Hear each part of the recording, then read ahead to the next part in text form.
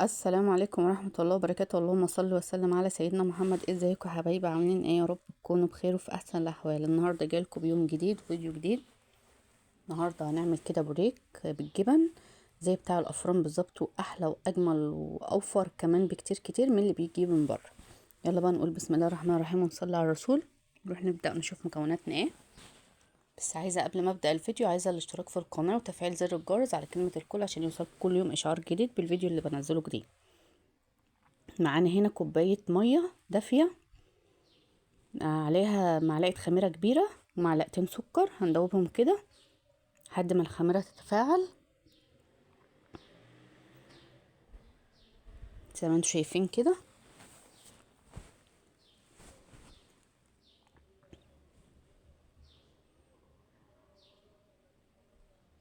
بعد كده هننزل عليهم بنص كوباية زيت اللي هي معدل 100 جرام. المية كانت 200 جرام، الزيت 100 جرام. عليهم معلقتين صلصة اللي هو معجون الصلصة اللي بتشتري جاهز، بلاش الصلصة اللي انت بتعملها في البيت علشان الطعم وكده يعني.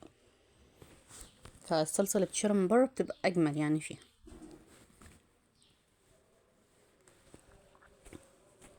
وانا يعتبر جايلكم بمكونات اقتصاديه في البيت، يعني من غير افتكاسات ولا اي حاجه، ولا هتكلفي اي حاجه من بره خالص. اهي وتملى بيتك بالخير. هندوبها كده في الزيت والميه والسكر والخميره.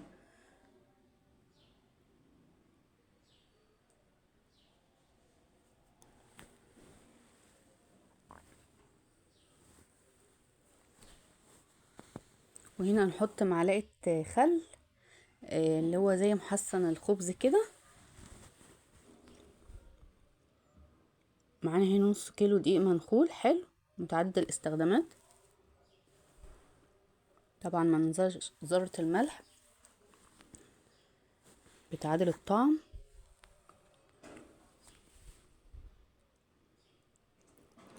هنقلب كل ده كده بالسباتولا الاول كده.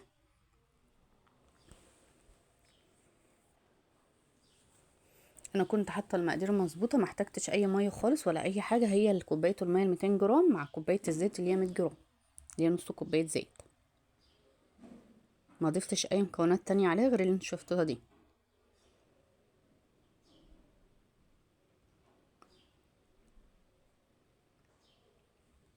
هشيل كده بقى العجين من الاسباتولا كده ونركنها بقى على جنب ونعجن بايدينا. هنا هعجن بايديا كده زي ما انتوا شايفين، وهروح بقى اكمل عجن. وانا ما ضفتش اي حاجه تانية خالص، وهتبقى مظبوطه. هعجنها بقى وارجع لكم تاني.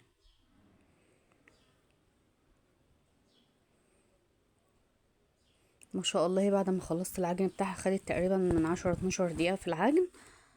بعد كده بقى هناخدها بقى نغطيها ونحطها بقى في مكان دافي. احنا كده كده في الصيف اصلا يعني. بعد كده هنسيبها نص ساعه ونرجع لكم تاني. بعد النص ساعه هي كانت خمرت ما شاء الله اهي. هناخدها بقى نطلعها كده على الرخامه، نبططها بقى. شوفوا بتتبطط بسهوله عشان خمرانه معانا. هنفرد بقى سمكها كده يكون متساوي.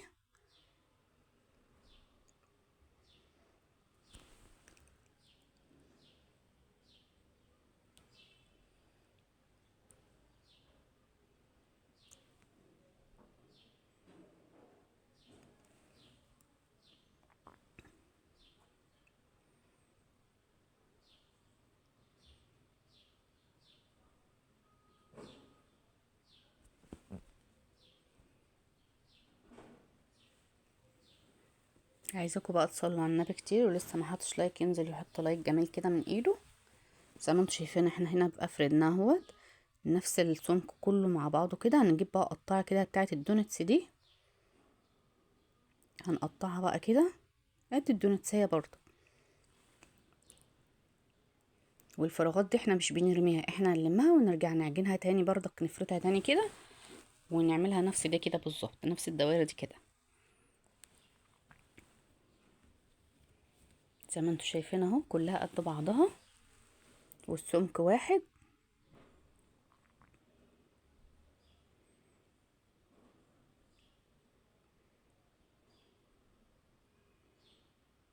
انا كده شلت الزيادات وحطيتها في جنب ترجع ترتفع تاني على ما اعمل دول. احنا هنا بقى عندنا جبنه براميلي كده حابه تحشيها جبنه موتزاريلا ماشي، جبنه تلاجة ماشي، جبنه زي ما انت عايزه فيتا. بس دي جبنه قديمه براميلي، تبقى جميله قوي فيها بالحشوه بتاعتها. زي ما انتوا شايفين عملنا الكميه. هنقفلها بقى كده على بعضها كده، نجيبهم الاتنين على بعض ونقفلها كده تقفيله حلوه علشان ما تتفتحش مننا.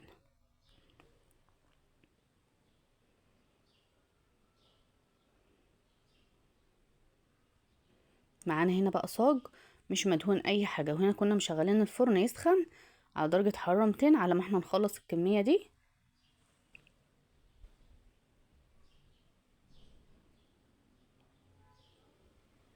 احنا هنا الصاج مش مدهون اي حاجه، هنحط فيه القرص بس، هنسيبها برضك مش هنولع الفرن دلوقتي على ما يخمر كمان نص ساعه ونرجع بقى تاني.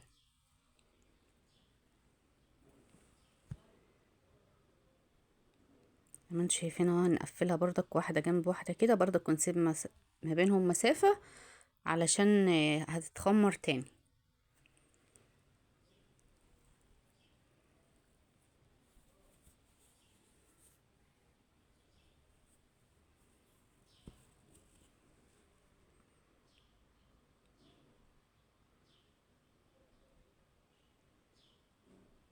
تقفيلتها اهيت، هنحط الطرفين كده على بعض ونقفل نقفل نقفل كده من الجناب ومن الطرفين كده علشان الجبنه ما تقعش مننا ولا تسيح، وتفضل كده مقفوله معانا. هعمل بقى الكميه وهرجع لكم تاني.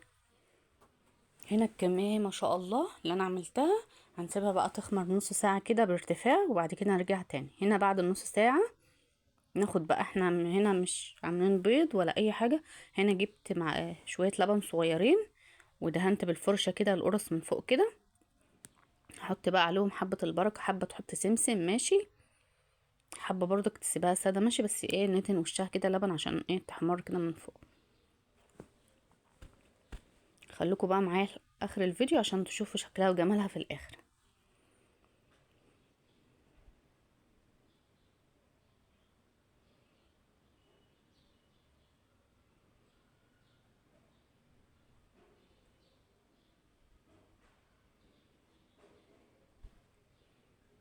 في ناس بتحط على وشها بيض، بس طبعا انا متجنبة البيض خالص. برضك هتطلع بنفس الحمار ونفس الجمال بتاعها من فوق برضه.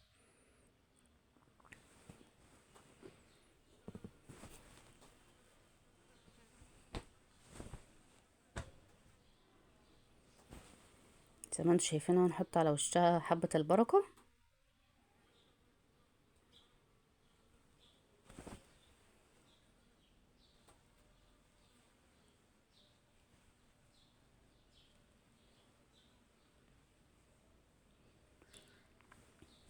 يكون هنا بقى الفرن سخن معانا على درجة حرارة 200. هناخدها بقى نحطها في الفرن يدوبك تلت ساعة ونقوم مطلعينها تاني.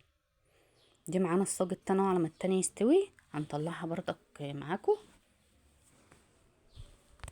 هنا ما شاء الله بعد ما الصاج طلع من الفرن، شوفوا ما شاء الله جميلة وحمارة حلوة قوي، مش محروقة ولا اي حاجة، وهشة وجميلة قوي معانا. بس هي لسه سخنة، تحركها كده من الصاج عشان ما تلزقش. جربيها هتلاقيها احلى من اللي تتشرى من بره وموفرة جدا. شوفي بره الكيلو بكام، دي مش هتاخد منك اصلا نص التكلفة ديت. بعد ما خلصناها خالص اهي بقى، شوفوا بقى من جوه هشة والجبنة فيها جميلة قوي.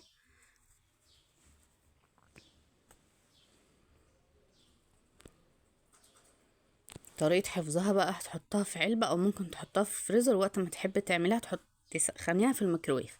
يلا بقى، عايزة اشوفكم في يوم جديد وفيديو جديد، وكنتم معهم ياسمين، والسلام عليكم ورحمة الله وبركاته.